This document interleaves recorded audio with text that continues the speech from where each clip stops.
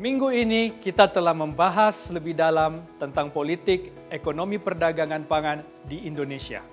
Kita sudah mengenali kebijakan inti seperti Undang-Undang tentang Pangan, Undang-Undang Perlindungan Petani, dan Undang-Undang Perdagangan. Kita juga sudah membahas bagaimana kebijakan ini mendukung agenda swasembada pangan pemerintah. Namun, kebijakan ini juga benar-benar membatasi ranah untuk BUMN dan bisnis swasta tertentu. Dan hasilnya mencegah lebih banyak pihak swasta yang dapat ambil peran dalam perdagangan pangan. Situasi ini ikut memperburuk harga pangan yang tinggi. Lalu kita juga melihat peran pemerintah, khususnya Kementerian Pertanian dan Kementerian Perdagangan. Kita lihat bahwa mereka mengupayakan swasembada pangan. Presiden juga memiliki kuasa atas peran dari kedua kementerian ini dengan mengangkat menteri kabinet untuk mengemban agenda pemerintah tersebut. Selanjutnya, kita mengetahui bagaimana data berperan penting dalam memandu dan menyampaikan keputusan kebijakan. Tapi tidak sesederhana itu.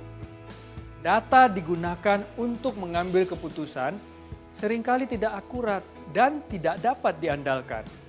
Ini terjadi karena tidak mungkin dan tidak realistis bagi teknologi dan sistem pengumpulan yang ada saat ini untuk benar-benar mendapatkan hasil akurat dari tingkat produksi dan tingkat konsumsi. Cara yang lebih sederhana adalah dengan mengacu pada harga. Jika harga terlalu tinggi, berarti tidak ada cukup bahan pangan yang diproduksi untuk memenuhi permintaan. Dan oleh karena itu, kebijakan untuk mengimpor bahan-bahan pangan tersebut justru diperlukan. Kita lihat kembali pada proses distribusi pangan. Bagaimana pemerintah mengarahkan BUMN untuk turut campur dalam proses ini. Saya telah berikan contoh Bulog dan upayanya untuk menjaga persediaan darurat untuk beras dan memastikan harga murah bagi konsumen.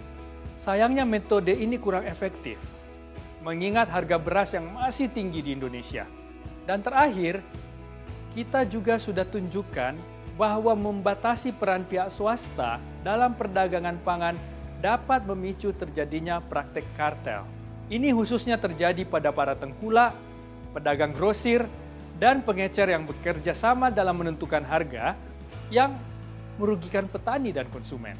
Kita harus melihat lebih dalam cara kerja perdagangan pangan untuk bisa melihat dampak dari kebijakan yang ada. Dan kita juga harus mengevaluasi kembali apakah kebijakan perdagangan yang ada saat ini hanya menguntungkan beberapa kelompok tertentu saja. Dan kebijakan apa yang bisa kita perbaiki untuk membuat lingkungan perdagangan pangan lebih adil bagi petani dan konsumen.